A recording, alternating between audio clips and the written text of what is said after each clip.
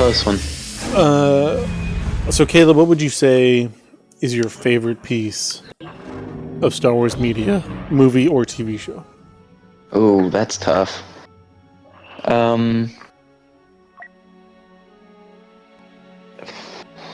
You can only pick one. That's the killer. Andor might be it. Really? More than like the original trilogy? Well, so that's the issue. That's just the issue because they're complete. Here's what I'll say: Andor and Rogue One were the best made. Ooh. I mean, I that would is argue correct, but that doesn't. It's a tough call because I like the prequels because I feel like they set up the Star Wars world that I just love. Mm-hmm. They really expanded it, and I mean, thinking about like when they made them and the demographic they made them, and they wanted to make them more friendly and get kids into them and stuff like that was like my childhood, you know. So it was like, that one really came. You right whenever you were younger. Yeah. I think Star Wars 2 is the first one I saw, if I'm not mistaken.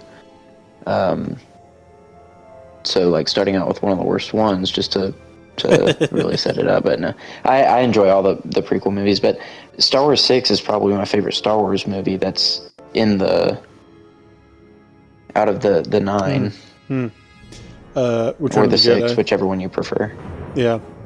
I really, really like both the original Star Wars and Empire Strikes Back. Mm-hmm. Sometimes I feel like maybe I like the content and the story and the stakes of Empire Strikes Back more than the original Star Wars. Mm-hmm. But I think the construction of the original Star Wars is more expertly crafted.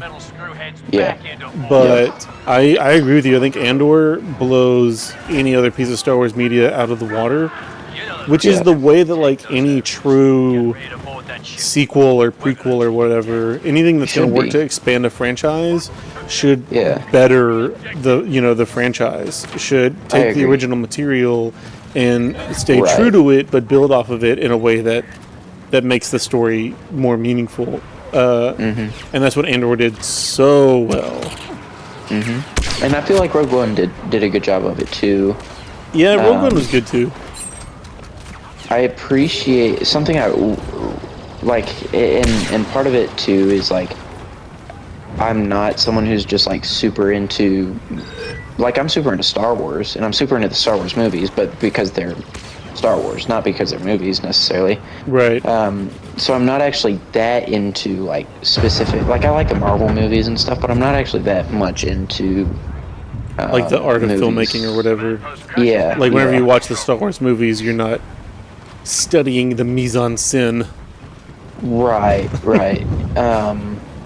And that's why part of it, but the parts where it's like scripting and stuff is just, you know, obviously so much better in Rogue One and in Andor than in George Lucas's stuff, just because scripting was not like the strong suit, you know.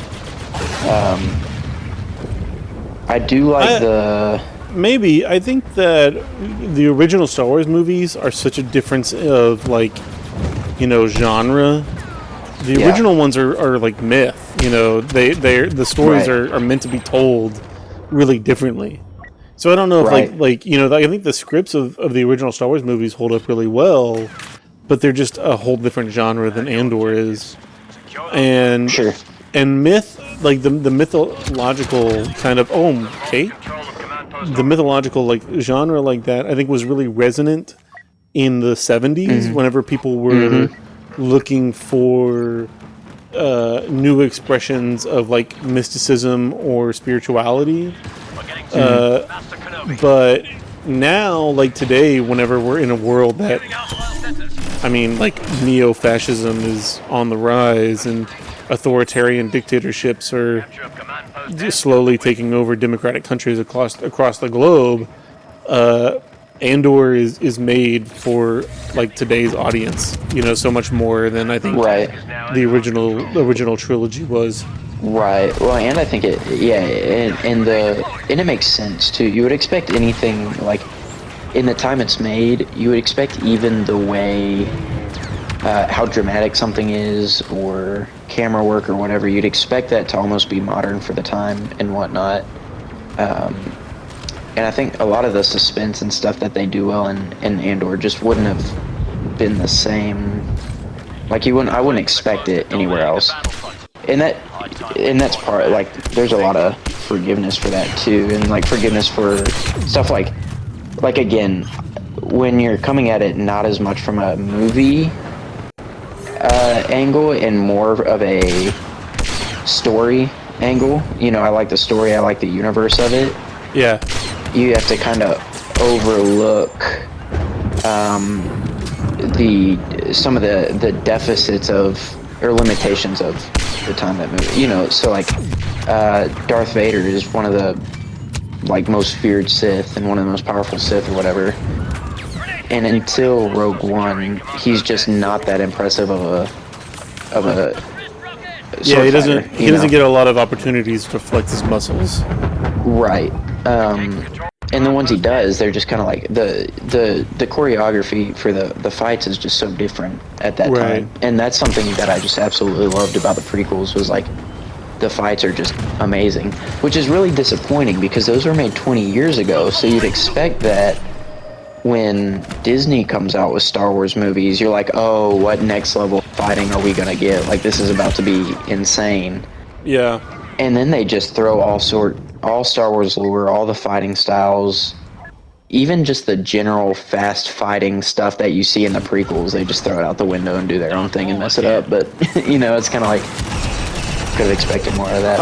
I feel like that's true in a way, but me and Kevin, interestingly, were just having that conversation before the stream started, where, I mean, I think both me and Kevin really liked the fighting style in the sequels, and almost kind of, I mean, I'll speak for myself, but I really almost kind of prefer the fighting style in the sequels over the prequels, just really? Because the prequels are so choreographed, right, that, you know, you're doing like 10 beats a second. Like they're so fast, they're right, so choreographed, that I almost feel like the actors are predicting the next move in the dance, you know, rather than focusing on their performance.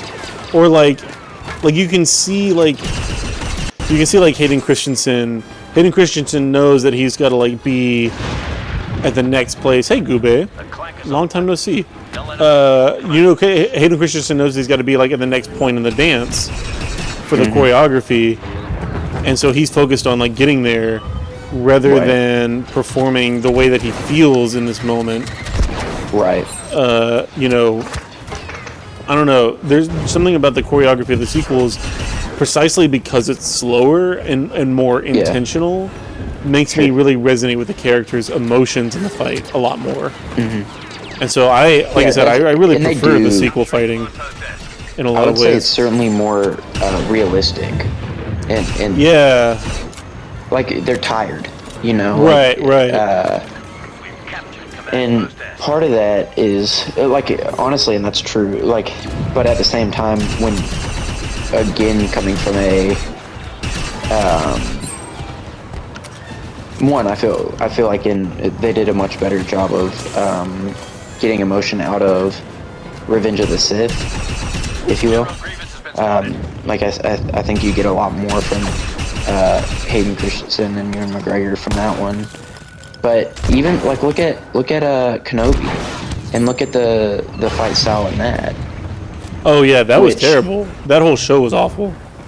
See, I thought that they did a good job of specifically of the Obi-Wan and Anakin relation. Yeah, that one was like Ewan McGregor did a good job of conveying the Obi-Wan side of the revelation that Anakin was Vader, I think. Yeah, I do think that they handled, or at least they tried to do something interesting with the whole Obi-Wan Darth Vader thing. I just the whole like Reva storyline was so absolutely like unconsequential. Yeah, like she could have been an interesting character. I am just not a fan of any of the Clone Wars stuff. Sure.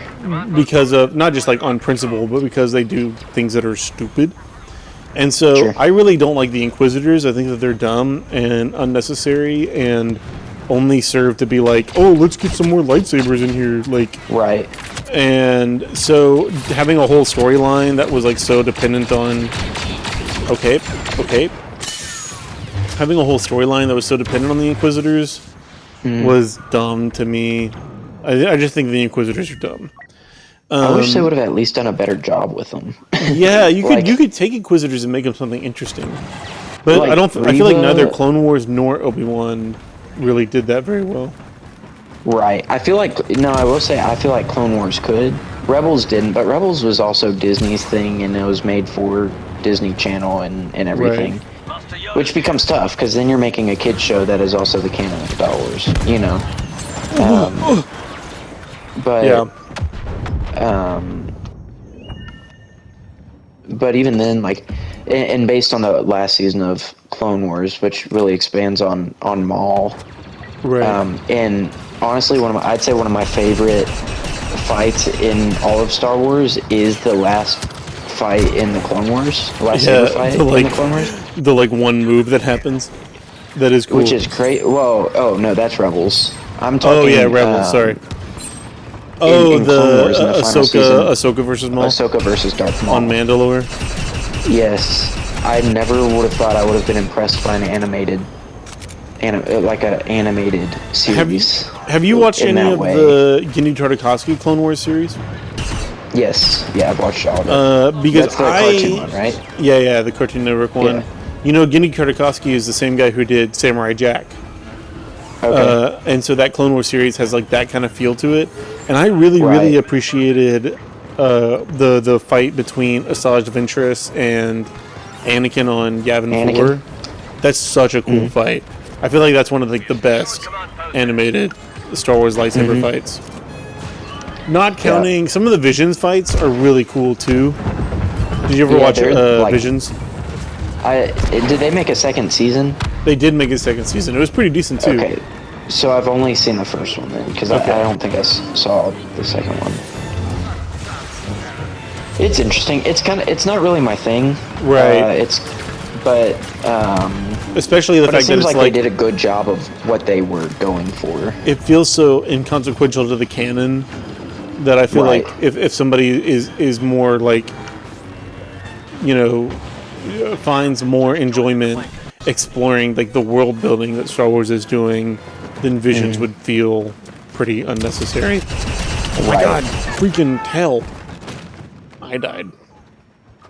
Gube, where you been? Gube Snoobe. Gube is in Europe, I think. And so Gube like wakes up early in the morning and watches the stream. As opposed to most people in America watching the stream before they go to bed.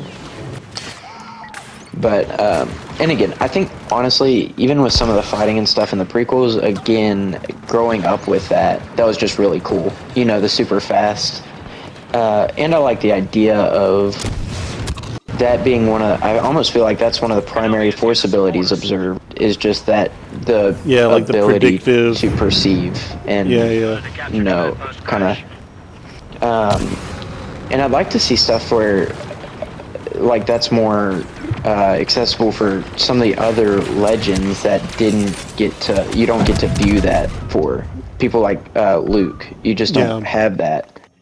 But that's what I'm saying. Like I feel like in the original trilogy, the lightsaber fights are slow and methodical and thought out, so that you feel the weight of the emotional impact of the fight on the characters, rather than focusing on making the fight as much of a spectacle for the audience as possible. Right. You're focusing more on what the characters feel in this moment, because that's what's really going to like be resonant with the audience. Like a spectacle is something that you can go see, you know, on a Saturday night at the rodeo. Feeling the weight of the decisions that these characters are making and why they're making those decisions are things that like will stick with you forever. And I really appreciate Andor is like 100%. Not just like the decisions that they're making in Andor, but the subtext of Andor having a lot to, you know, make the audience think about, you know, authoritarianism, anti-democratic, you know, states, and the way that they manipulate people and make them conform to their will, you know, violently and non-violently. Like, all of those aspects, just by experiencing Andor, which is a good story, you really start thinking about those aspects of the world in a really different way. And I feel like that's the real power of storytelling that we miss a lot in the prequels, where the prequels are more worried about, like, just the spectacle and, you know, oh, this will make a really cool toy, you know. Sure. Andor is worried more about, you know, what does this make our audience, how is this going to change our audience's interpretation of the world? And that feels more meaningful to me. It feels like less of a waste of time. I don't know about a waste of time, but you know what I mean. Like, it just feels more long lasting. Sure. And I wish that Disney would focus on that more. And that's what I feel like.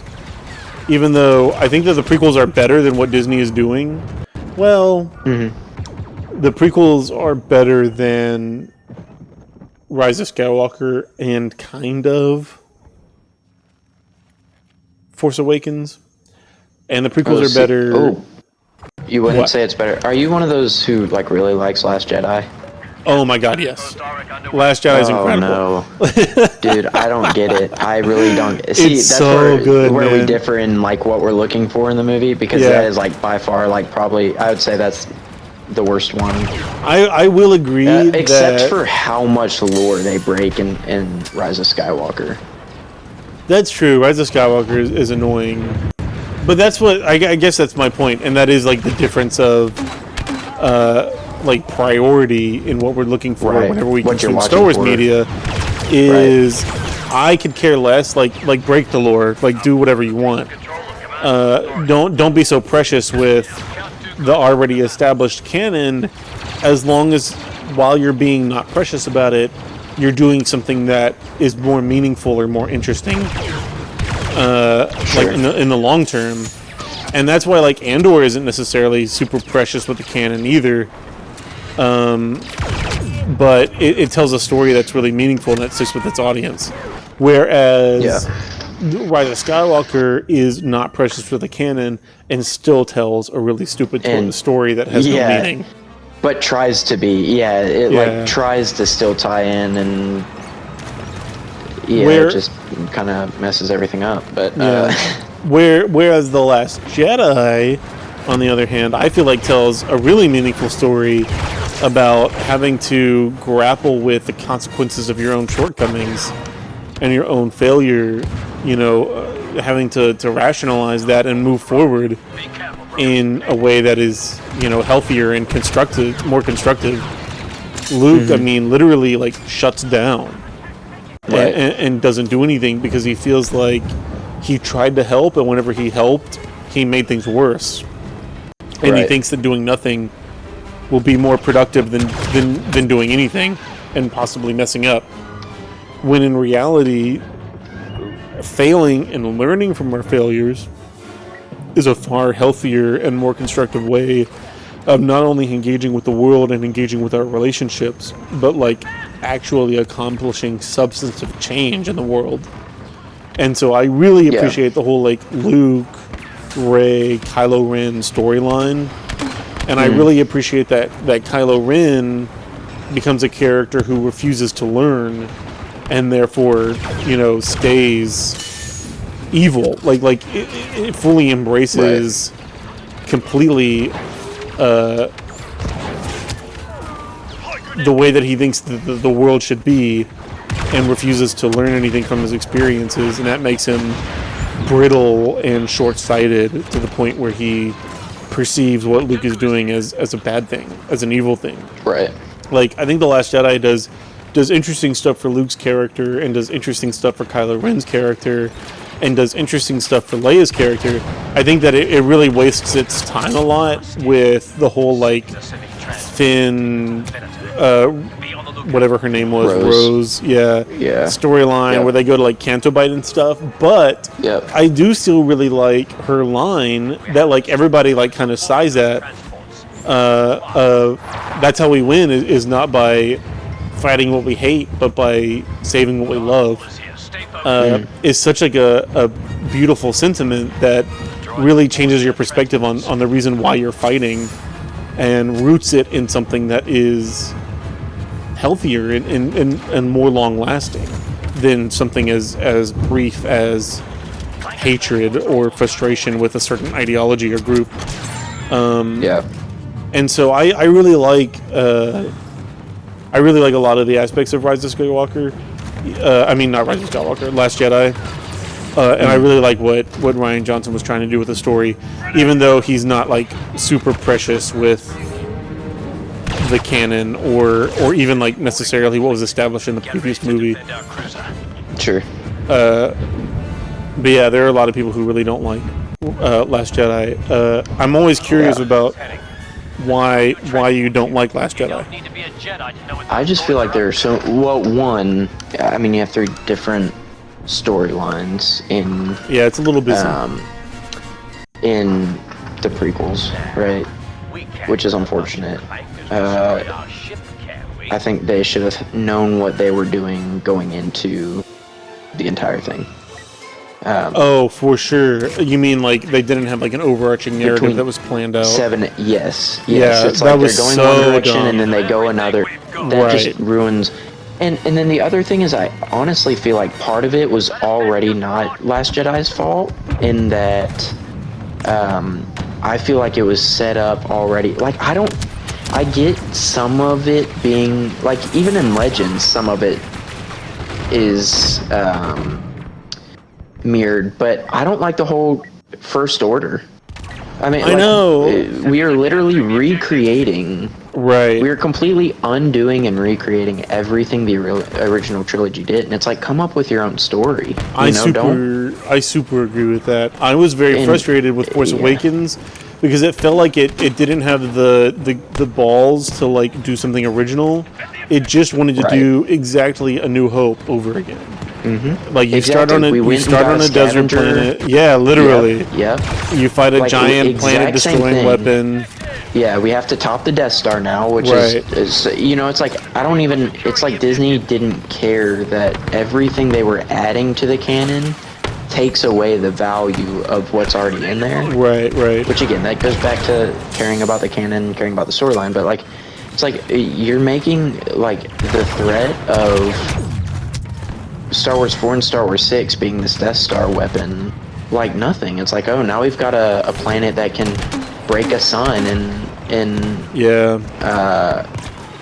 it eats a sun and then shoots 5 planets, and it's like, what's next? One that shoots, why not make it shoot 10 planets? Right.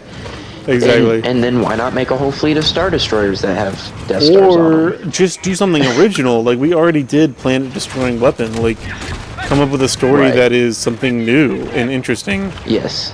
And they just, like, that was my biggest problem with Force Awakens. Yeah. For sure. Yep, and so in everything, I think all 3 of the prequel movies suffer from the same storyline. Yeah, lack of planning. Yes, and because the First Order is the bad guy, whether they liked it or not, Nate, that was made into the script. That was it, So it's like, they can't just get rid of First Order without saying anything. They have to make that the bad guy and everything. But that was just kind of annoying to me. Which is another reason why I liked Last Jedi. I feel like Rian Johnson did a lot of work to undo, like The Last Jedi is nothing if not more original than The Force Awakens was, and I feel like Rian Johnson did a lot to undo all of the stupid kind of unoriginal stuff that J.J. Abrams did with The Force Awakens, like kill Snoke, makes Kylo Ren, instead of just being like a subservient Darth Vader character, makes him into a villain in his own right. Takes Luke, and instead of making him like a idealistic mythological character, makes him a flawed hero. Like, I feel like The Last Jedi kind of fixed a lot of my problems that I had with Force Awakens. Yeah, the hard part is like, if you have to spend time doing that in the movie, it shows all the issues with the trilogy at the beginning. Right. And that is true. Because it's like, which again, it had it. Okay, they're destroying her. They're just ripping through them. They must have a bunch of droidicas in there, but yeah. So we lost. We got too busy talking about Star Wars while we were playing Star Wars.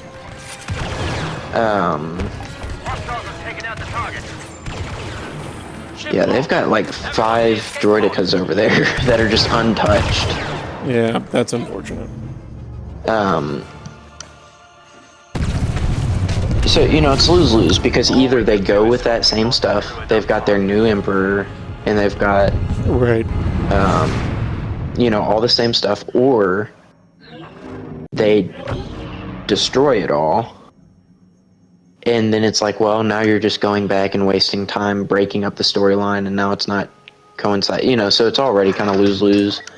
I didn't really care for some of the Leia stuff. I feel like a Legends take on Leia would have been better. But honestly, after reading Thrawn Trilogy, I'm just like thinking, why in the world did they not go this route? Like, it is so frustrating. I don't know why they didn't do like a whole Marvel situation where, like, maybe they decanonize Legends, but they use it as a guideline to like move forward. The same way with like where Marvel doesn't necessarily follow exactly the storylines in the comics, but they use them as inspiration to kind of make their own storylines. I wish that they had done something like that with Legends, because so much of Legends is so good.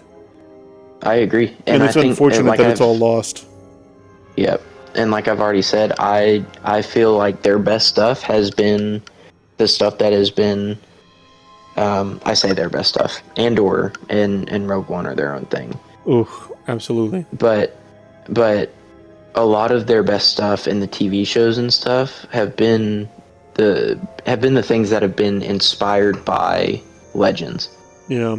I wish they would just take a strict Legends route and just do Star Wars Legends stuff. Yeah. But stuff like Bad Batch, which I'd say Bad Batch is worth a watch, even if. But I don't know if you're not into. If you really didn't like the prequels, I find so much of the Star Wars universe in the prequels, and the stuff that they do between 3 and 4.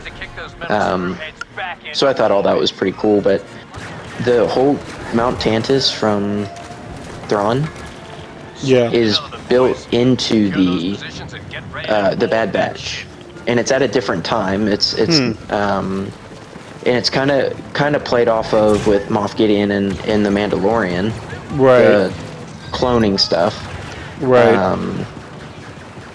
I feel like Dave Filoni does it a lot, where he pays kind of like lip service to some Legend stuff to make you do like the Leonardo DiCaprio meme of like, there's some Legend stuff. Yeah, but and never really does anything very significant with it. Sure, with the Mount Tantus thing in Bad Batch, they are looking to do Force-sensitive clones, though, and it is its own secret location that they're not like it's the actual thing. And then you've got Kaboth and Mara Jade kind of played off of in Ahsoka, and Ahsoka is trying to be like Mara Jade. No, so the characters. Did you watch Ahsoka? I did watch Ahsoka. I don't remember a Mara Jade character. Shin, the apprentice Sith, is supposed to pull a lot as far as the hard, unforgiving, merciless turned human. Right. And I think she's supposed to be like Mara Jade character. She's inspired off of that, and then Balin is inspired off of Kaboth. George Which Saboth. that one's interesting because Kaboth goes crazy. Kaboth is the Jedi clone in Thrawn trilogy. I don't know, but and that's what I'm saying is like that feels like a classic Dave Filoni move where I don't see George Saboth or Mara Jade in either of those characters, but all Dave Filoni has to do is be like, oh look, it's based off of these legend characters, and people who really love legends will be like, oh, he's paying respects to legends, when in reality, I don't feel like Shin's not like Mara Jade in any way, like right. I guess not yet. Maybe their plan is in the future to make her kind of more Mara Jade. That's kind of what I'm thinking. I would say with the Ahsoka ones that are based on those characters, I would say that knowing that they're really looking at trying to get that right, and kind of recreate some of that, gives me a little bit more optimism or anticipation for what it's going to end up being. You know, and then if it's not anything like those characters, it'll be like, oh, okay, well, that was, you know, they dropped the ball if that was there. But I think they did a good job on Thrawn. And something I appreciated about it was working with Timothy Zahn to try to get his character right. The new Thrawn books are pretty decent. Have you read that new Thrawn trilogy? So I don't have the second of the two new series, but I do have like the Ascension, the prequel series. Yeah. But I those books are pretty decent, and I feel like it's James Luceno did the Tarkin book, and that one was pretty decent too. I don't know if I have Tarkin. I don't think I do, but yeah, I liked Plagueis, and oh my god, yeah, Plagueis is so good. I had seen Tarkin, and I was like, ooh, that one's gonna be pretty good. Tarkin was really good. I really enjoyed Tarkin, and I really enjoyed the new Thrawn books. But those are like old classic Legends authors who are putting those together. Right. And is Tarkin canon? Yeah, Tarkin's canon. Also yeah. No, okay. It's canon. So that's newer then. Yeah, it's a new one from Luceno about Tarkin. Gotcha. And it covers oh Jesus, okay. It covers like not Gorman Massacre, but whenever he like lands on all those people on Gorman, it covers that whole scene. Like the first one, the first time. Right. When they build the memorial and everything. Right. Gotcha. But that was a pretty good book too. I really appreciated it. But I have a like on principle, I just can't stand anything that Dave Filoni does. I really dislike his style of storytelling. It feels very Marvel-y to me, where he's like obsessed with like cramming in as many glup shitos as possible and not actually telling a compelling story, but he thinks that a compelling story is, you know, oh, I did the Star Wars thing. See, that's that guy from Star Wars. Yeah. And it's just so tired and bored, and I really was not a fan of any of Clone Wars or Rebels. Rebels I feel like was better than Clone Wars, but none of it was very good. I don't know if I've seen all of Rebels. The ending of Rebels is pretty decent. And they do some interesting like mystical Force stuff in Rebels that I feel like is pretty interesting too. I feel like they wrapped up Clone Wars when they came back and did the last season. I liked that much more than the rest, because at first Clone Wars was just like again, it's kind of I don't want to compare it to Skeleton Crew, because Skeleton Crew is just its own kind of mediocre and boring and like not worth considering, but like unless you liked it, in which case we could talk about that, but I just thought that was no, it was I mean it was kind of fun, but it was a pretty big waste of time, I feel like. I don't feel like in any world it's necessary viewing. Yes, it was made as like a kid's show, but I feel like it was Goonies but in Star Wars. Yeah, and I feel like it wasn't asked for, which made it like, and it's kind of like at that point it's hard to take that and fit that into Star Wars, especially in an unanimated way, because it's like we know some of these bounty hunters, which they soften in Book of Boba Fett and stuff anyways, but like we know these bounty hunters are like supposedly the real deal and stuff. And then you had this pirate who's also supposedly like really bad, but then he's like not gonna kill a couple of kids who are in the way, and they're gonna beat him, and you know, it's just kind of like, okay. It was pretty silly. But it's hard. I see where it's hard when you're making the canon and you're also making a kids show. So like I feel like in the first couple seasons of Clone Wars, like they're not the ones that are revisited, like characters and plots that are revisited, it's not chronological. Right.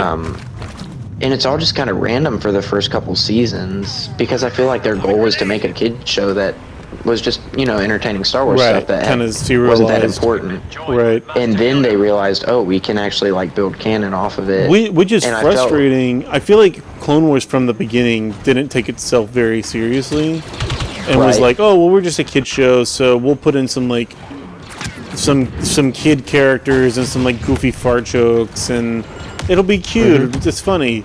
And that just made it so stupid, and it's such a low bar to set for yourself, where like kid shows are incredible. There are so many high quality kid shows. Steven Universe is like one of the best shows ever made, and that is completely made for children. Freaking Avatar: The Last Airbender. I was about to say Avatar: The Last Airbender was coming out at the same time as Clone Wars. There are so many good like kid shows. Like you can make like even like the first animated Clone Wars series that Genndy Tartakovsky did is technically like a kid show, but it deals with it's a well-told story, and it deals with interesting themes, and it's animated in an interesting way. And I feel like Clone Wars was just lazy. Like it didn't feel like doing anything very seriously. And it suffers like terribly. It's just not a very serious story. And so therefore it just shouldn't exist. What I would say is towards the end of it, they finally it gets better, but it's like at that point it's like, wish it would have started that way. Right, you know? Right, exactly. I wish we were taking it this seriously from the beginning. Because the way they develop Maul's character is, I think he becomes a really cool character in the Star Wars universe, where he's on this like his own quest of like gaining power for the Sith and doing his own thing with the Sith. But then he sees the foreshadowing. He knows what's going to happen with Anakin, so he's trying to hunt down Anakin. Right. And I find all that like that's a cooler storyline than a lot of the other ones we've seen, especially from Clone Wars up to that point. Yeah. I feel like even whenever Clone Wars is trying really hard, like towards the end, and with Maul and like with the Mandalorians and stuff, it still isn't very good. Like, I just have never been terribly excited about or interested in anything Dave Filoni has done, and it's so disconcerting to me that like they're talking about Kathleen Kennedy retiring and getting replaced by Dave Filoni. Who's Kathleen Kennedy? Kathleen Kennedy is the person who runs Lucasfilm right now, which I'm not saying she's done a great job or anything, but replacing her with Dave Filoni just feels like such, a terrible decision for the future of the franchise, especially whenever you have somebody like Tony Gilroy sitting right there, like ready to write and take the franchise into a more meaningful, more serious place. I'm not saying like Tony Gilroy is the guy who did all of Andor and wrote Rogue One. Yeah, that's what I thought you were gonna say, and I was about to say, this Dooku's spamming, and he's just about to die for it. Yep, there he goes. Ran himself out of stamina, and one hit kills him. You know what I mean? Like what do you see as a more long-lasting vision for the franchise? Clone Wars and Bad Batch, or Andor? Yeah, absolutely. And I've actually been saying I didn't even know that type of thing could happen, but I've been saying like I would love if the people who did Andor just did Star Wars. Yeah. Like just did all of it. Right. I don't hate Dave Filoni and his stuff, but again, he is super storytelling popular and how well it's executed. Right. Like when it, again, with it being more about the universe and the overarching story and characters, and all, you know, just all of the universe they develop. Right. He's a lot more loyal to the canon and plays with it in, yes. I think, interesting ways.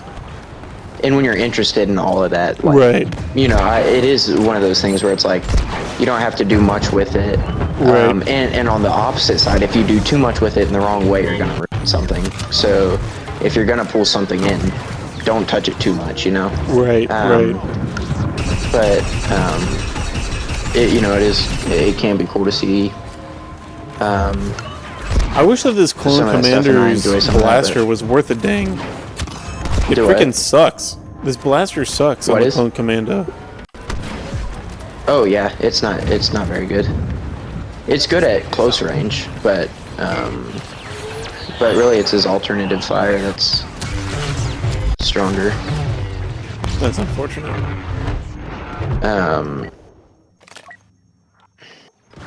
But yeah, like you know, Dave, like the whole Ahsoka series. It was exciting to see Thrawn in live action again, and I did like Shin. I thought that was I thought that whole Baylan and Shin storyline was kind of interesting. Yeah, but I'm ready for it to be more developed. Right, and I could care less about Ahsoka. And I could care less about whatever your mic's doing that thing again. Oh, right, love that. That didn't really fix it. It did not fix it. I have not. I'm assuming you just asked. I knew you had it in you. Next stop, mayhem and destruction on the Dreadnought.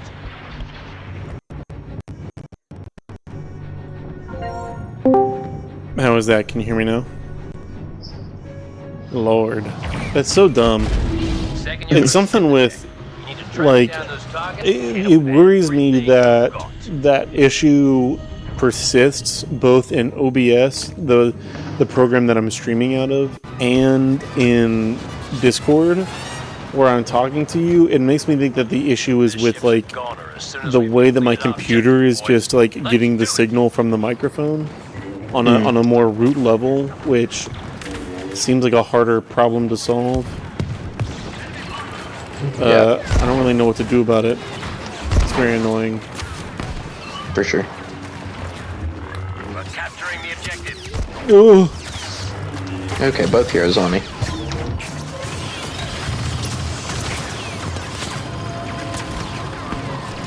What? Okay, I just got it. They cut through my block. That's crazy. Anyways. But yeah, I'd like to see more Andor-like.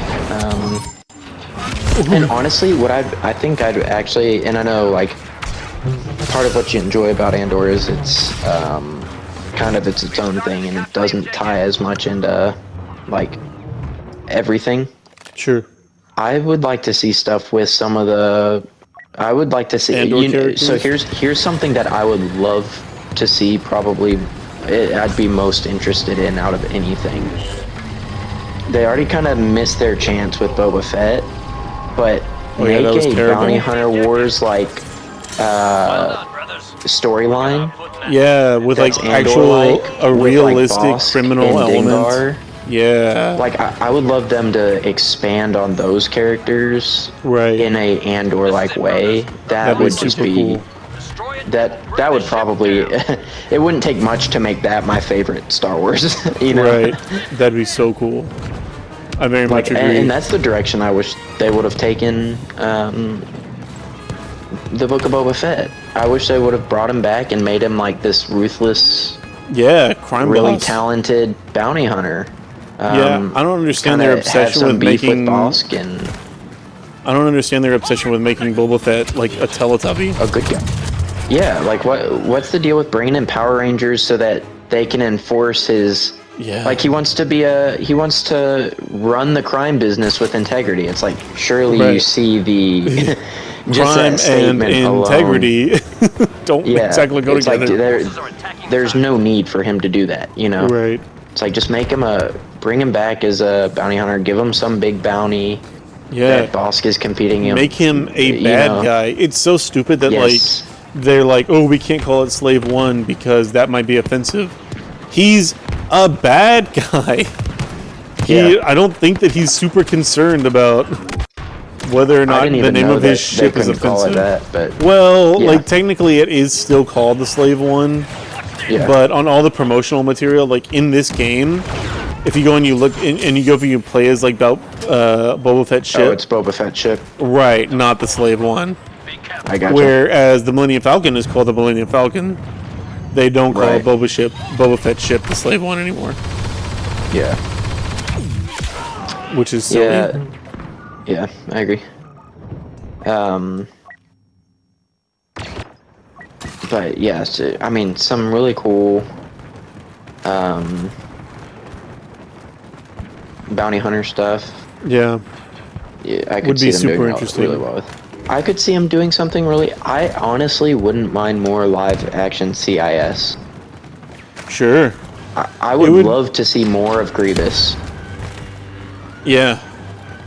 It would also be really interesting to give a bit more of a like actual, you know, give a little more actual political depth to the CIS's motivation for seceding from the Republic and why they do that and what the struggles, you know, why the Republic goes to war with them and everything. You can do all that in an interesting way. And I think they do a good job of it in all of the literature pertaining to Dooku. Yeah. Especially old Legends literature. I remember like Dark Rendezvous where he fights Yoda was such an interesting book and really like gives you a perspective on Dooku. But I feel like even George Lucas... That's the one about Yoda. Primarily, right? Yeah. Where like Yoda and Dooku kind of go head to head. But... Ooh, yeah. But even George Lucas didn't kind of consider any real depth when creating characters like Dooku or the Separatists. You know, he just made them like bad guys, and Dooku is the bad guy who runs the Separatists or whatever. I don't know. It just to go and kind of retcon some of the stupid stuff that both George Lucas and Dave Filoni did with something that's a little bit more solid and has real motivation behind it for the characters, I think would be super interesting. Yeah, I'm certainly no hater of the Clone Wars, but that is something that I noticed Clone Wars does more than the movies, like more than George Lucas's story stuff, is it like Dooku's just a villain. Right. Even whenever they try to like do interesting CIS stuff, Dooku is still kind of just a villain. Right. Yeah, they go into the guy that I just killed was named Big Israel Lover. He's super into the ethno state of Israel. Oh my god. But yeah, Dooku's just kind of like a mustache twirly bad guy. Yeah, which is unfortunate because he is a really cool character. He is. There's so much interesting stuff that they can do with him. I feel like who's the actor who plays him? I can't remember his name ever. But Christopher Lee. Yeah, Christopher Lee. Right. Okay, that's what I was thinking. I just couldn't remember if that was his name or not. We got it. I feel like in episode 2 he actually does a great job. Oh my god, yeah. He's acting his butt off. He's with the like so 1 centimeter of depth that his lines have. Yeah, I really just do feel like I know. They do a really good job of. It's so interesting that he's portraying the fallen Jedi who's lost faith in the Republic and the Order and everything. And it's so interesting that he's like such an expert, like swordsman kind of person. And it's interesting that he was like once a Jedi and he's not anymore. It's interesting that he like perceives flaws with the Republic. I don't know. There's like interesting stuff that you could do with Dooku, and it's annoying that he hasn't ever really been used to his potential very well.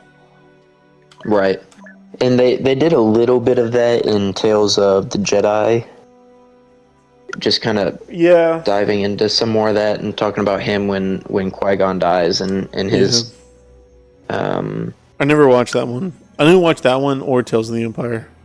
Yeah, so Tales of the Jedi was first, and that was Ahsoka, and Ahsoka after all the Order 66, and like there's a Inquisitor hunting her down. You wouldn't like that, but Dooku's stuff was when he was a Jedi, and ultimately ends with him killing Yaddle and officially like becoming this Sith.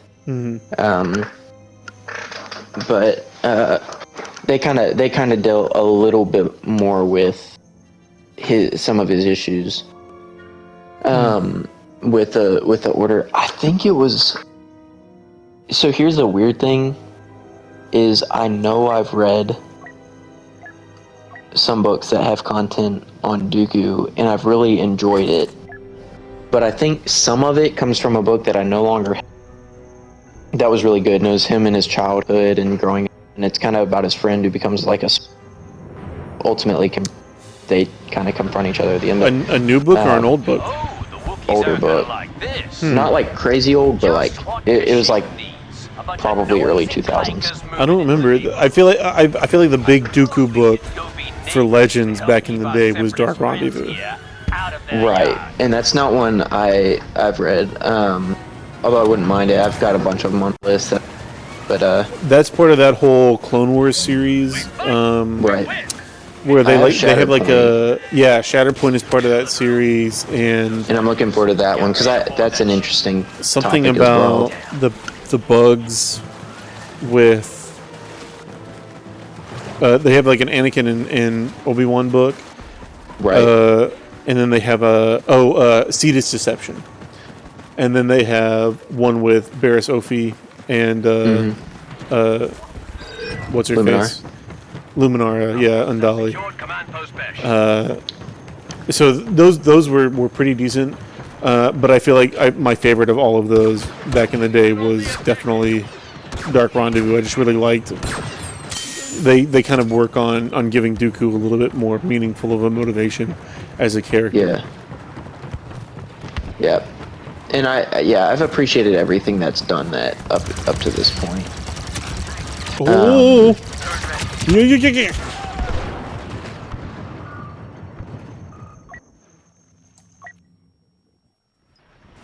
But a crime lord like, Scum and Villainy kind of show,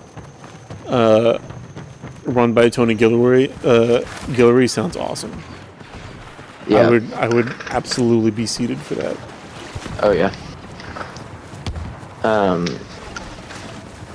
What is it? Have you read any of the Catherine Gray books? Captain what? I think her name's Catherine Gray, but she wrote Master and Apprentice. I liked. She she's newer. She wrote like the Leia book and Bloodline. Yes. Yeah, I don't know. I wasn't a fan of either of those. That Bloodline book was terrible. I didn't mind it. I didn't like how it ended. I don't even really remember. It ends with like the Centralists pretty much winning and framing the one guy, and she kind of, and everyone finds out that she's the Kinnovator, so like they all lose, like she's no longer credible or whatever, and then she essentially says like, all right, time for the New Republic's over, time for the Resistance tries. Right. Like that's as cheesy as it could have gotten. Like, right. Really butchered the ending, but I didn't mind the book, but I really liked she did that Princess of Alderaan book. What's Master and Apprentice? Oh, did she? Yeah, that one about like Leia in her youth on Alderaan. And that one was really terrible. And where she gets kidnapped and Obi-Wan has to come in. Well, I mean that's like the Kenobi show. Yeah. I'm just kidding. But what's Master and Apprentice? I don't know that one. That one is about Qui-Gon and Obi-Wan. Oh. And I thought that one was really. It's actually like. It's actually funny. The joke they play on it, like throughout it, is that Obi-Wan like actually loves flying until like towards the end of this book, and he's essentially flying a little shuttle that's like malfunctioning through this dreadnought, essentially, or through this like flagship. Kind of like the intense focus of the Kessel Run type of thing that they're going for. And like after that, he's just done. Like he hates it. He hates flying at that point. But I like the storyline of it. it's kind of interesting, but it has this like essentially the problem that's like, or like maybe the more relational problem, like not the actual circumstantial problem, but like the underlying problem. At first is Qui-Gon, you know, kind of seeing things differently and disagreeing with the council on several points. And then he's got this very much by the book Padawan, and they kind of have like a hard time, like Obi-Wan really kind of has a hard time with him in that he's very much like adapt to your situation, and Obi-Wan's like, you don't deviate from what we're supposed to do type of thing. Right. And this tension between that, and then like, and the tension between Qui-Gon and the Jedi Council, which then he's invited to join. And then there's this weird tension of, okay, is he going to join it? And if he does, like, then Obi-Wan's essentially would have a different master at that point. But so there's just almost like this dissonance between the two of them, and then by the end of it, they've like connected on this. They've like actually figured it out more. So you see that a little more, and then there's a lot of reflecting on that just towards the end of it with how that kind of shapes Obi-Wan's relationship with Anakin. Like as he's pondering, like I think it's like the last chapter is after episode 1, and he's just like kind of pondering on his relationship with his master, and as he's kind of taking on Anakin as his apprentice. So like does a lot of work to more solidify the Obi-Wan Qui-Gon relationship. Yeah, which is interesting because like it really develops them each as their own character in their differences, because they are pretty different. Qui-Gon is a lot. It's interesting to think too, like you know, especially knowing more of the legend side or the lore side that's developed outside of the movies. The line in 2 where, you know, like Count Dooku's reminiscing, and you know, it's a shame that Qui-Gon wasn't by his side to help him, and Obi-Wan's very insistent that Qui-Gon wouldn't help him. And it's one of those things where like you really don't know, because Qui-Gon probably would aligned idealistically more with Dooku. He just might not dive in as far as Dooku did. And that like independent thinker type of thing they really develop more with Qui-Gon, and it's in context of an interesting story, which I find. But at the same time, like I'm more likely to like a book just because it's that I would assume you're not that way, but being just like a fan of the entire universe of it and the story, like the stories of the universe and stuff in it, I'm likely to accept and like just because a book just because it's about like the subject matter that you appreciate. Yep. And even then, which is also a reason I'm as interested in them as I am. Like I see benefit in reading. You know, reading's like good for you and everything. Sure. It's like if I'm reading fiction and nonfiction, and like I don't know, you know, it's like I've got to get something that's fiction. Might as well get something that's Star Wars, because chances are I'm going to like it. You know, whereas something else just kind of has to. Just because I'm already bought into that its universe. Own tone. Yep. No, I get that for sure, and that definitely like I feel like whenever I was, I don't know. It sounds. I'm not trying to be condescending at all. I just mean whenever I was younger, I feel like I really bought into the universe that way. But as I started getting older, especially like going to film school and realizing, you know, the depth of possibility that there is with storytelling, the ways that it can relate to not just the way that I feel as an individual person, but the way that we relate to one another in society, the way that it can change people's ideas on who they are or the way that they think. I think Star Wars has a lot of potential to do that, and I didn't recognize whenever I was a kid. I thought a lot about the universe of like the original trilogy, because I definitely was an original trilogy kid because that's what I grew up with. But I thought about the universe of the original trilogy a lot, but didn't really look at Star Wars as such an example of really sound and meaningful storytelling. Right. And once I went through film school and realized the potential that story like has to really affect people, I realized, just how much Star Wars was really doing the whole time that I hadn't picked up on. And so now, it's kind of ruined me, where that's what I expect out of stories that I consume.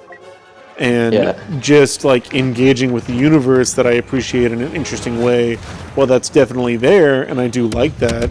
Just doing that and not really doing much else is not enough anymore, I feel like. Yeah. I definitely get you, and I guess that's one of those areas where it's like.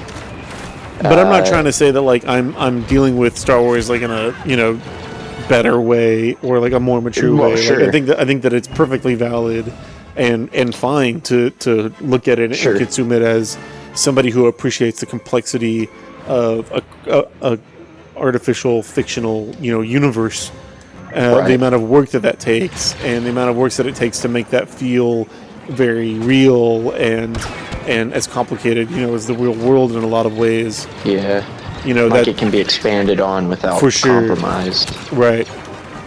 So I mean, I think that's a good and perfectly valid way of being a fan of Star Wars as well. I'm not trying to say that it's not. For sure. Well, and honestly, I find I think that's, everyone has their areas like that. Yeah. And it's one of those things too where it's like, not to each their own, but it's one of those things where like there's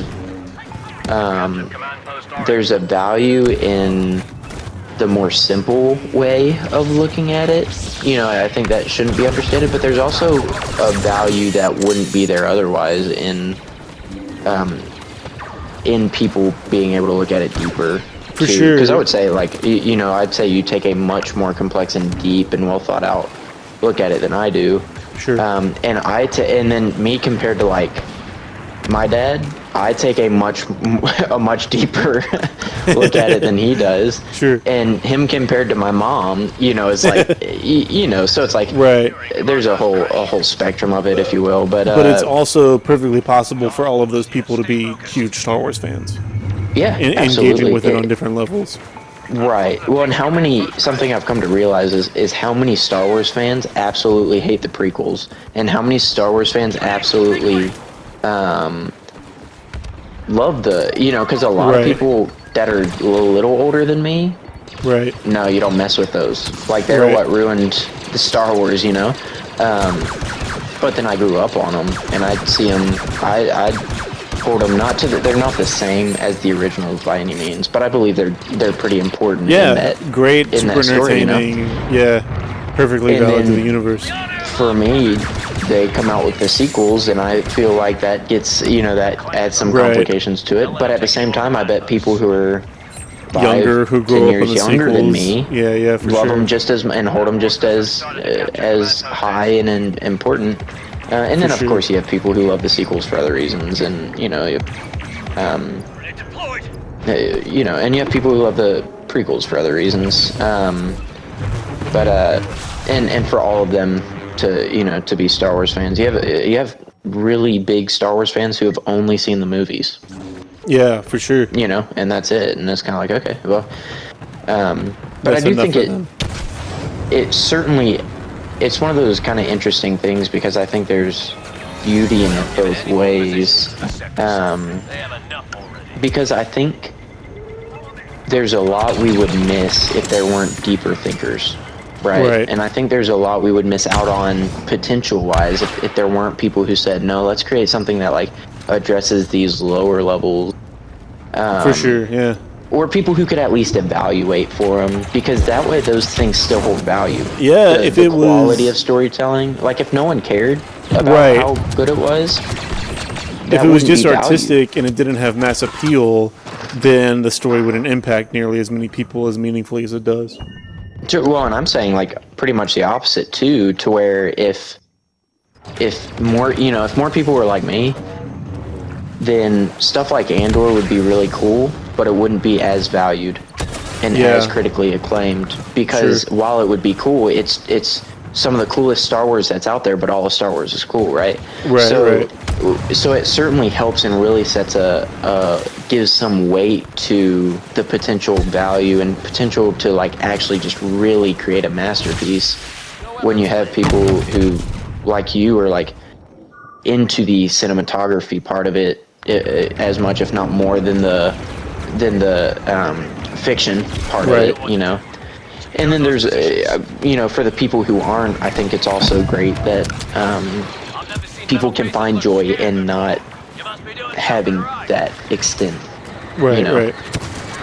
Which is why I feel like Star Wars is such a important franchise, and I think that like all of the really important stories throughout history have been stories that both have really great depth that satisfy people on, you know, a more intellectual human level, but also are really entertaining and engaging on just a more like basic you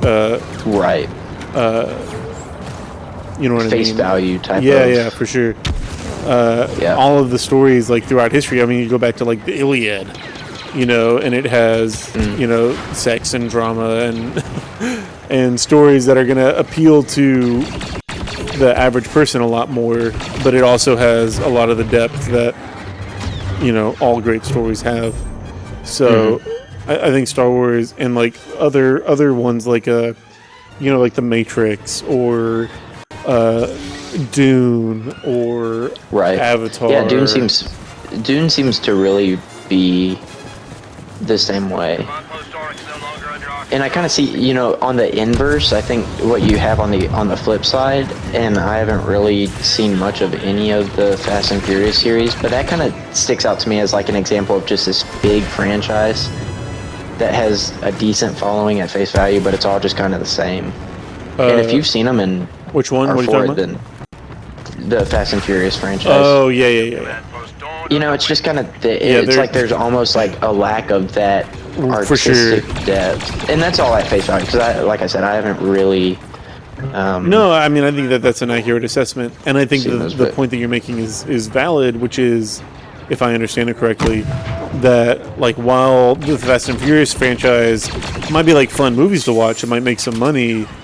Like nobody's going to be talking about the Fast and the Furious in 10 years. It's just not the same. It doesn't have the staying power. The same. Yeah, it's not the same. It doesn't have the same impact on people. It doesn't create the same world. You know, it's just kind of it's a series of movies as opposed to like this impact.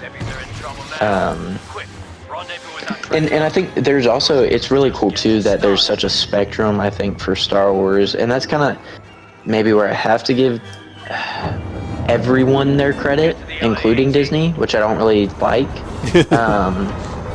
But you have such a spectrum of face value appeal to really artistic stuff, and it's like, I mean, just thinking about Legends to the canon that's been made, and then the canon and the Legends that been expanded upon recently, and all, because even stuff like the Gorman. Like, I love that the stuff in some of the events in Andor are already legend based, right? And have been for like 40 years, you know, right? So to be able to have such a wide spectrum of, okay, let's just create and let's just add to it, and then this like it's almost like there are people who are pushing the universe forward, right? And throwing a bunch of stuff in there, and then there are people who are taking all that's in there and really expounding upon it, on it, and in some cases failing. You know, when it's not done as well. But you know, you have the potential to end up with like, I mean, you could think of, even if you just took the original trilogy, think about how many like great how much great content could be made if it would like really just delve in and artistically like Andor level deal on this like side character, you know? 100%. This ship's a goner. Or even like, I mean, there's so much like politics that goes into the prequel trilogy. If the prequel trilogy had, you know, tried to tell a story that was as meaningful as Andor did, you know, that would have completely changed. Yeah, focus on Jar Jar. Make right, Jar Jar exactly. an Andor story. Give Jar Jar the Cassian Andor treatment. I've been saying this for years. But yeah, to take something like Gorman, and which is like cool for like fans who are excited about the universe, like especially like people who are excited about like the canon, and knowing that like, oh yeah, this is something that like appeared not only in Legends but like also appears in the expanded universe today, but we haven't really seen it like done on screen, and now we're seeing it. This is so cool. Like, you could take something like the Gorman Massacre and do that with it so that it's appealing on a more base level, while at the same time telling a hauntingly powerful story about, you know, things that are happening in our world today, and the ways that we should think about those, or at the very least complexify our thinking about those issues. You know, like looking at the genocide in Gorman on Gorman is I feel like directly addressing genocides that are happening in Gaza today, or like genocides that are happening in, you know, Rwanda or North Africa today. And to look at those and say, well, what is the line? Is the Empire justified in this circumstance? Is this the correct thing for them to be doing? Why are they doing it? And is this actually genocide, or is it just, you know, a military operation that they're performing? Like going throughout the story in the show gives you the language and the tools to like help you understand complex issues that are happening in our world today. And I think that's a really invaluable aspect of all storytelling. And I'm just I'm so happy to see a Star Wars story not be afraid to pick that up and play with it. Well, and especially, I mean, Israel is such a hot button issue today. To address it, you know, I feel like pretty directly in that way was risky for Tony Gilroy, and I really respect him for having the courage to tell a story and make it, you know, mean something for people. Yeah. Well, and I feel like, you know, and on that note too, being able to, even where it's not, you know, directly connected, just the concepts of, I mean, yeah, the Empire from the get-go is pretty bad. And once you, and something that they do cool in this is like how many people, even in the Empire, that don't know just how bad they are. You know, they even make that don't realize the depths that they're like, going to. Yeah, not to spoil anything, but just like once the Death Star is actually brought up, you know, the ISB head is kind of like, really, the Death Star? You couldn't come up with like a better name, right? You know, like, you know, even they don't understand that it's going towards a Death Star. It's just the energy program, right? The Emperor's energy program. But the people who do know are pretty outright evil, right? You know, they're like, we need to figure out how to do this regardless. But then something that Rogue One really kind of started, that Andor really, you know, continued to play off of, was the good guys being messy and like being like morally, decisions that had cost. Characters. Yeah, and I thought they did that great with, and I read something that, you know, they really talked about how they wanted to show Luthen and Leia's backstory. Like, where did they want to sprinkle it throughout the whole show, or did they just want to? They ended up having it all just kind of in that episode. The don't look, you're not gonna push this, I am. You know, like at the end where it was, you know, it's your choice, and then he, the human side of him was like, no, you're not making that choice. Right. But then he does. You know, he wouldn't let her and wouldn't let her watch, but then would let her see the aftermath. And you know, you just see all of the like. I love how they dive into the like, even for the good guys. Yeah, they have to make like, decisions from a certain point of view. You know. I mean, killing what's his face? Was his name Janice? No, crap. What was his name? The ISB guy on the inside. Jean. Yeah. It's like you kind of knew he'd probably end up dead after he heard about Yavin, but he doesn't know that, and he like, I mean, wants nothing more than for him and his wife and his wife and his kid. Yeah, and he's a loyal, like he's like a good guy, like you like job, him. Yeah, you know, he's one of those characters that ends up dead in the end. Yeah, it's rough, and like the decisions that these characters are pushed to and have to make are, I don't know. It's a good show, and I agree. Like I said, not only a good show, but so poignant for, you know, times both in America and globally today. Right.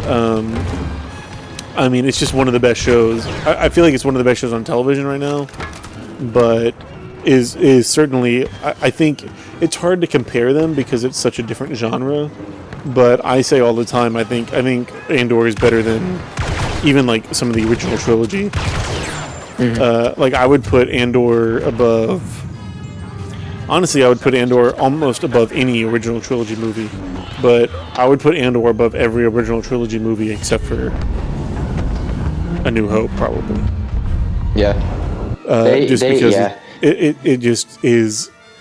It's really valuable.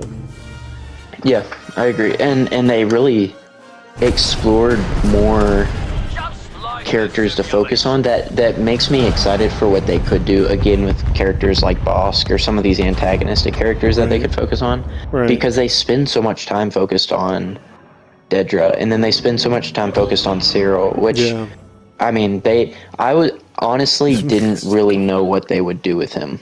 I was like, I don't necessarily completely get him. But the way that they use Cyril is so good. Because at first he was kind of silly. Right, yeah. And his mom's there, kind of pathetic. and then Yeah, and I kind of think you get more of the sense of why they did that after the fact, where it was like, oh, he was just like a boy, you know, pretty much. Yeah, a child in a lot of ways. Really make him such a tragic character. Yes. Oh my god, the ending for Cyril is so good, where you just don't realize how far down, like the right-wing pipeline you've actually gotten yourself, and you don't realize the ways that once you're that far down the right-wing pipeline, that people are using you and manipulating you for their own purposes beyond even what you understand or you know, can comprehend in the moment. Like the way that like Cyril starts to see whenever the Goran massacre is happening, not only is this what they planned all along, but they used me to be an integral part in doing all of this. And the thing that set me down this path is my confrontation with this criminal, and I feel like the reason why I did all of this was to eliminate threats in the galaxy, to you know, galactic stability and order, like this criminal like Cassian represents. You know, that sent me down this path, and I did all this kind of for those reasons. And for Cassian to not even recognize me in the end demonstrates how small I've made myself. You know, how much of a cog in the wheel that I've become. It's just such a good ending. Yeah, well, and even on because again, like, I mean, we've already discussed a lot of just the differences, like, we're like looking for in it, but to just see like in such a tragic character too, there are people on both sides type of thing, you know, to see, because at no point did he not have a protagonistic cause, right? You know, he's like one of the only bad guys who's not really that much of an antagonist. Yeah, I mean, like, hard to call him a bad guy. Yeah, and then you've got him fighting Andor as he's realized, oh crap, like this, we've gotten this all wrong. And you're like, okay, well, you know that he can't kill Andor, but it's also like you don't really want anything bad to happen to him either. You know, it's like, and then to have such a tragic character where it's like he yields on Andor because he realizes he has no idea who I am, but he doesn't really know who he is because like in all of his he's looking lost to do what's himself. right, he sees like, wait a second, we're all doing it wrong, you know, and it's like, what even is the right, you know, what is the noble or the, you know, what's the just side? And the rebels who are fighting the Empire who are killing them there. You know, it's like it's like he almost loses all that, and then to be taken out is such a sad, kind of like a letdown emotionally. Oh yeah, but like such his a well death is done. like meaningless in the end. Yeah, and it's so sad too, for especially coming from like the side or the type, you know, from me being like a big fan of it. It's like you almost want, even though it's like telling such a good story, like I can acknowledge that they did so well on it, and still be like, man, you wish it would have ended different for you know. But again, I think the whole wishing it would have been something else is also just being really invested in the universe of it. For sure. Which makes Andor a really interesting topic, because it's right before a movie. It's right before everything you already know everything that happens next. You can watch so it's like all of Andor and then Rogue One and then A New Hope, like back to back, and just have a non-stop continuous story that happens. Right. It's and crazy. here's what I would say that I really, really, really appreciate about Andor. Yeah. My dad is a Star Wars fan, not nearly as much into the and Legends as I am. He actually didn't like. He thought the first season was pretty good. He didn't just like absolutely love it nearly as much as I did. He was like, yeah, it's fine, you know. I don't know if, you know, he might not take it over something like Mandalorian though. Sure. Season 2, he was just like, yeah, they did amazing. It was an amazing show. I'm there thinking like, look at all the ways they're pulling in Legends and how they're like developing these characters, and we're seeing these new types of characters within the Star Wars universe, and it's not taking away from the Star Wars universe like some of the other Disney content has, in my opinion. Not even movie-wise, but like when you get into stuff like Book of Boba Fett and stuff, you're trying to develop these new characters. Yeah, you're just like retconning. You're kind of like deteriorating what's there. You're retconning things that existed before that were so much better than what you're replacing them with. Yep, exactly. And I thought like it's so cool to have a development of these characters who work alongside people like Director Krennic and stuff that contribute to it. And you've got these tragic characters who really I mean, I love especially the between the 3 and 4 stuff. So I love seeing the progression of the Senate, knowing how that stuff goes, and seeing it in the ways that like senators, even though like the Senate still exists, have so little power to actually affect, you know, the galaxy for the communities that they represent, and how it's interpreted by them versus what's actually happening, right? But in people like Sarah, where they see the good and the righteous reasons of what they're doing, even though it's like knowing coming from a Star Wars universe basis, knowing that that's out there, but actually seeing it so well done in screen is cool. And even stuff that like stuck out to me was like Mon Mothma's reaction to people dying. Was great, because she knows like the evils and the atrocities going on, right? And knows like the people are, you know, what the ISB and the Empire has done. But then her driver dying is like but just to see it happening, you know, with their own eyes. It's like the real world thing. So I love all of that, right? And then you're here talking about how well the real world implications and like the message that can be applied to where the story is more than just a story and it has meaning, you know, is so well done. I've actually taken longer to watch Andor because I've been watching it with my mom, who has not been able to track with a Star Wars movie at all. I've been watching. She liked it, and she liked season 1, so I was like, okay, let's watch season 2, and she was following along, and like she really enjoyed the show, and she, again, like, she kind of knows the story, and you know, she knows that Darth Vader is Luke's father, right? And she knows Anakin is Darth Vader.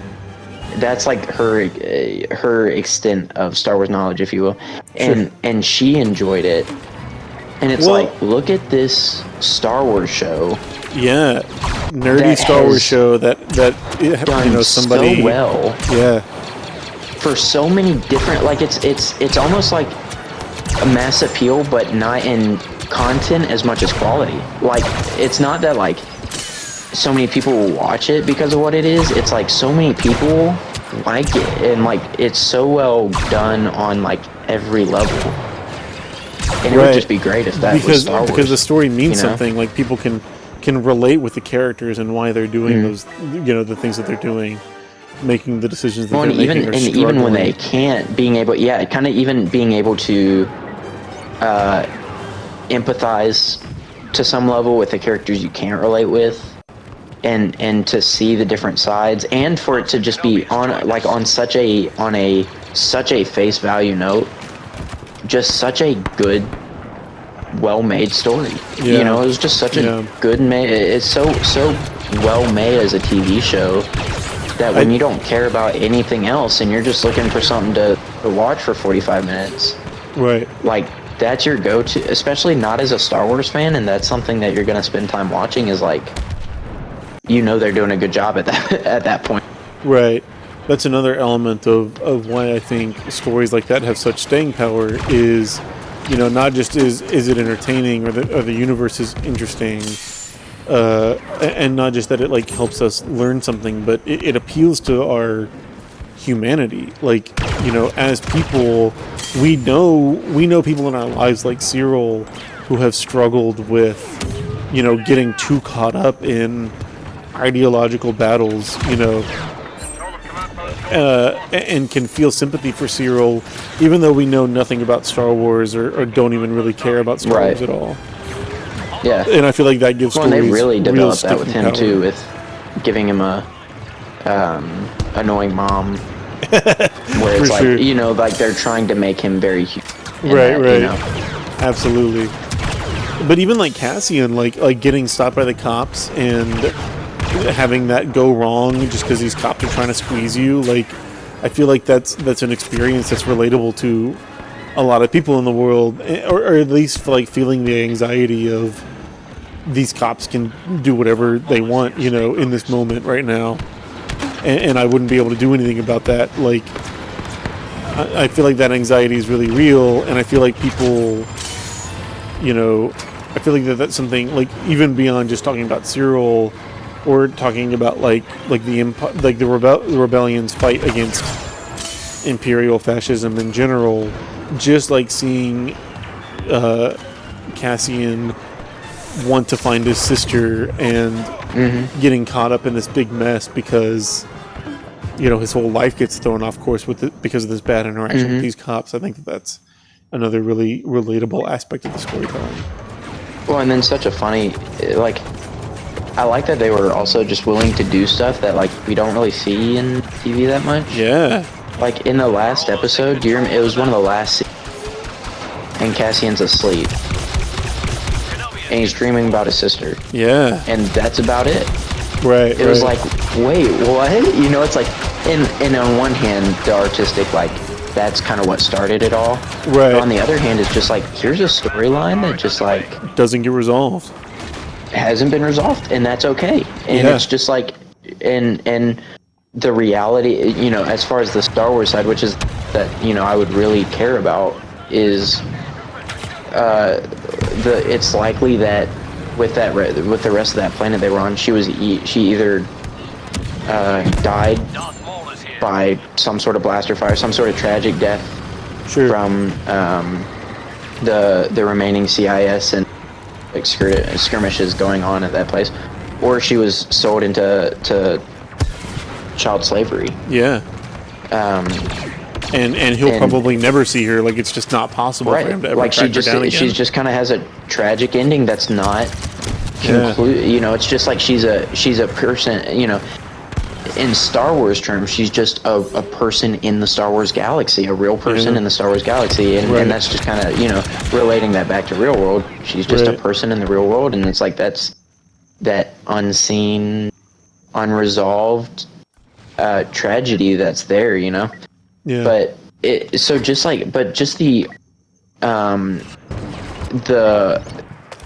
the idea to say, hey, let's just throw this. Secure those positions. You know, it's not resolved. But let's just throw it in not there. resolve this storyline. Specifically, That's so put a magnifying glass on the fact that we have not resolved the storyline. Yeah. Let's make sure we shut down every theory that Clea, that Cinta, and that everyone else could be a sister. Let's just and that's so Star Wars like, you know. Right. But it is so much more applicable to real world stories, real world relationships.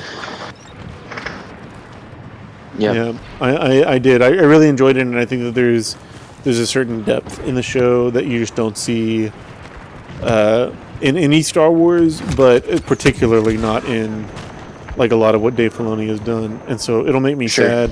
They're talking, like I said, they're talking about after Kathleen Kennedy retires, they're talking about Dave Filoni replacing her, and I just think that's going to be bad for the future of the franchise, because I think Dave Filoni is good at making stuff that is interesting to Star Wars fans, but not interesting to people.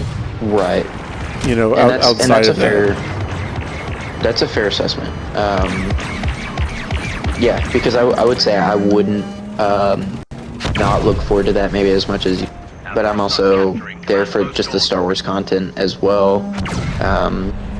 But even then, like, I would absolutely, like I said, I didn't even know Kathleen Kennedy was looking to retire, and that the creators of Andor would be open for that. But I mean, I'd be fine if I would feel good at this point.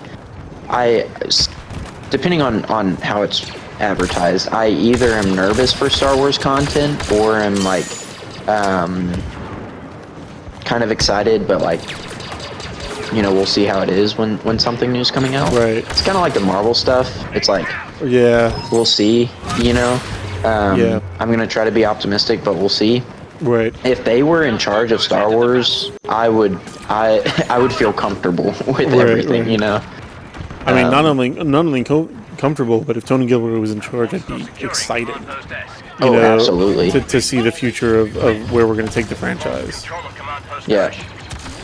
Yeah. What I would say is I'd have a harder time having an issue with Dave Filoni taking it over, just compared to Kathleen Kennedy. But but yeah, when you're looking at that like potential difference, don't kill me. But yeah, I mean, that would be fantastic. Even and something that I think would help really reconcile something I actually appreciated about the Bloodline, the Leia book, was that it attempts to be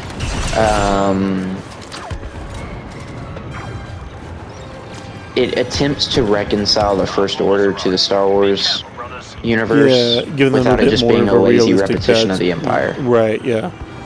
It's like, let's actually try to develop this into a difference of opinion and then expand on what that ends up looking like, and kind of create its own reason becoming a thing. Yeah. As opposed to, somehow Emperor Palpatine, or, you know, somehow the Empire. Right. It is, I did appreciate that aspect, and I feel like that there's interesting ground that could be covered in a lot of the sequel trilogy, like story space that could be interesting, where, like, how in the same way, like, whoever thought that we'd have Nazis again, in 2025, but like there's a huge, you know, I don't know what you call it, uprising of you know, right-wing fascist thinkers and political activists in the world today, and like somebody who like fought in World War II to beat the Nazis. Who would have ever thought that like Nazis would be a thing again? In the same way, like people who fought the Empire, who would have ever thought that the Empire would be a thing again? But it is. And so looking at the ways that material conditions in our world have created a really neo-fascist movement, like in America and in the world today, you know, doing that with Star Wars, where you look at, you know, how liberal political complacency and compromise with right-wing fascist ideas, you know, has in America led to a modern resurgence of fascism today. Seeing like liberals in the Star Wars universe do the same thing would be an interesting way of like introducing an audience to, I don't know, why are there so many like right-wing Nazi kids in America today? You could tell an interesting story that would like I don't know, would help you gain insight into how that happens in the world. Sure. Yeah. And it just feels like there's a lot of interesting potential there. Yeah. That Disney, unfortunately, is not brave enough to plumb. Right.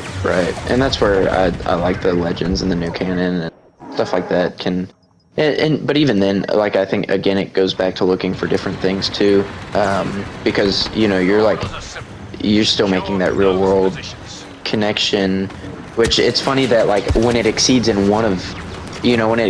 explaining one thing that I'm looking to be explained, like in the Star Wars, I'm like, why in the world would we let this happen again? Right. For the sake of the Star Wars continuity. It's like if they succeed in that, then they'll exceed to the appeal that it has on like the one who finds the value in the connections, you know? And like if they're not going to succeed in saying how did we get here in Star Wars, then they're not going to succeed, you know? Right. Yeah, I certainly don't trust in Disney to do anything nearly as interesting as you know, what Tony Gilroy has done with Andor. Yeah. With anything else. Yeah, for sure. Yeah. So, we'll see. I mean, and it's so unfortunate too, because it seems like such a basic formula.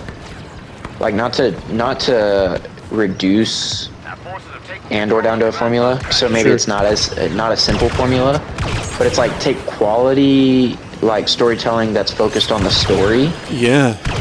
And take not just quality all the random storytellers stuff. who are interested in telling good stories and empowering them to do that.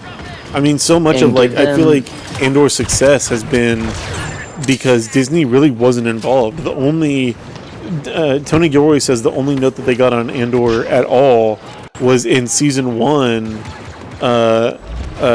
Marva, the hologram of Marva, is supposed to say "F the Empire," and they were like, "Oh, can you please not put the F word in Star Wars?" And so they like edited to say "Fight the Empire."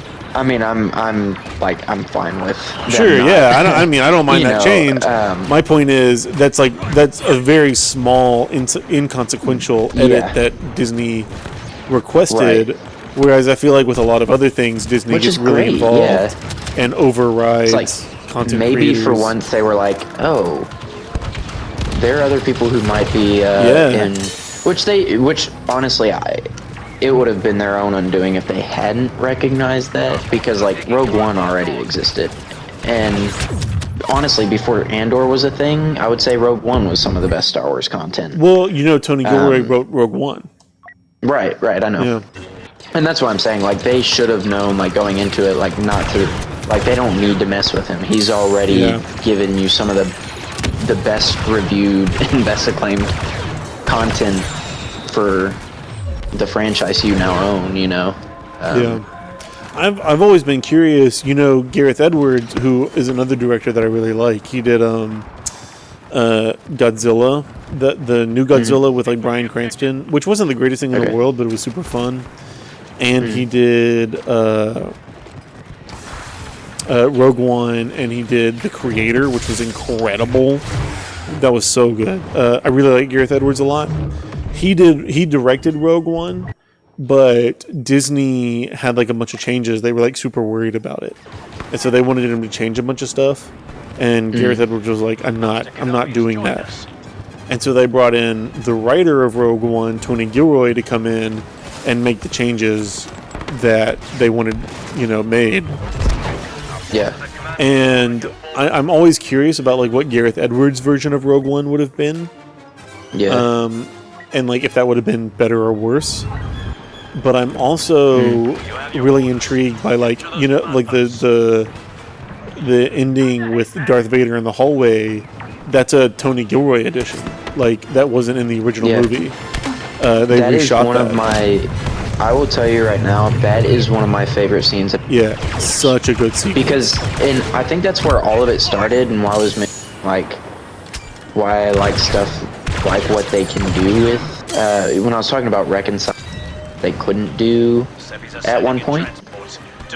Saying that Vader was this feared character, but like at the time you wouldn't have expected never really seen a him very be scary. crazy lightsaber fight or showing of that, So for them to actually give him a kick butt scene, like okay, he's the bad guy that everyone he's scary that he's supposed to be in this, right. Was like yes, it was something that I feel again coming from the Star Wars side and wanting to see the Star Wars universe on screen. Yeah. Like, I just want to see the good Star Wars universe on screen. I guess that you could dumb it down to say that. And to actually see that was like, it was gold. Like, I love that edition, Such a click moment for a lot of fans who have been looking for something like that but never found it. Mm-hmm. Right. Yeah, it was a great sequence. I did really enjoy it. And I really enjoyed a lot of Rogue One. I feel like my only criticism of Rogue One is it feels a little sloppy at the end. Like, they wrap up, they kill off all the characters really quickly, like boom, boom, boom, boom, one after the other. Mm-hmm. And I wish that they had spread those out a little bit more and given each character a little bit more of a moment. But that's really my only criticism of that movie, and I mean it's great. It's just one of the best Star Wars movies. Yeah, I feel I really like the universe, like the production design is very cool. The way that the ships look and the way that the VFX are done. I really like Krennic, like Ben Mendelsohn's character is very, very cool. And the lore it adds to Tarkin too, and like how 100%. things worked for him and whatnot. But and like how political, like the inner workings of the Imperial elite, the Empire was. Yeah. No, ISB. Yeah. I feel like some of the characters had an ending that was, they kind of lumped in. I can't remember all their names, but the Force guy, the Guardians. Yeah, Baze Malbus and Chirrut Imwe. yeah, Chirrut. They kind of. They did a little bit, yeah. They kind of lumped them together. Endings. I also didn't like how it felt like every character had a little job that they needed to do, and they did their little job, and then they died immediately. And then they died, yeah. Like, other than, like, I feel like maybe the only person who inorganically had that role was K2SO, and I think he had a good ending for the type of, like, he's a droid, I think they did his ending pretty just. I think they did him I liked there. K2's ending, and I liked Cassian and Jin's ending. The only real like characters that I had a problem with were Aziz Ansari, not Aziz Ansari, goodness. Jetty Rook. Yeah, the pilot. The pilot, yeah. I can't remember the actor's name. That's gonna drive me crazy. Riz Ahmed. Riz Ahmed's ending, like where he just has to like get the message up to the capital ship, and as soon as he does it, somebody like randomly throws a grenade into his ship and blows him up. Yeah. Like it just felt like, okay, you did your job and now you're dead. And then Baze. It would have been a cooler extraction type of thing that goes wrong. Yeah, for sure. Like give him a Plo Koon ending. Right. Or give him something where like he knows that if he goes back into that ship to send the message, it means that he'll die, but he does it anyways because he knows that it needs to get done. like give him that kind of moment, but not just like give him a you have like a job to do and then you almost. randomly die. Yeah. Like and the same thing with like a Baze button and to Chirrut. push or something that people are going to see you going for, you know? Right. And then Baze with Baze and Chirrut, they just have to like flip that one switch. Flip a switch. And then as soon as they flip the switch, they both like are dead. Right. And so it felt an awful lot. And I guess that's just like that's like 3 characters out of 6. So it's not like every character I feel like had an unsatisfactory ending. But well, and I'd say there are a couple characters, well, specifically Melshi. Who, he was such like a Glupshido kind of like B-roll. You know, I mean, he's there and he's around. You can't Andor fault really him for not having a ending because he's not a character really until Andor. But once Andor he really has fleshed him out very well, though. I really like Melshi and Andor. Yep. And once they did, now it's like the type of thing where you're like, okay, now I kind of wish. Like, I don't even think his ending's on screen. I think they're all just going. Yeah, he dies off screen. Like the Death Troopers have him pinned down. Right. Where Chirrut is and everything. Right. And like it's his turn to go, and then like it goes to a different scene, and then it comes back and he's dead. You know, so it's like. It's kind of the Boba Fett of Rogue One, if you will. Sure. Where George Lucas said, like, if I would have known this character was going to be this character, I would have given him a cooler death. But that's I would have done something different with him. That's how you know that you made a really good like prequel or like sequel or whatever. Is you've made a character like now the character's death seems unsatisfactory because you've made the character so much more like consequential and fleshed out. Like we really understand who he is and what he's doing and why he's doing it, you know, and so he needs a more significant death, whereas you know in originally in Andor he was like nothing. Right. So I feel like Andor does him a lot of really great justice. We're talking about Star Wars too much and kind of sucking. I was almost last on the team.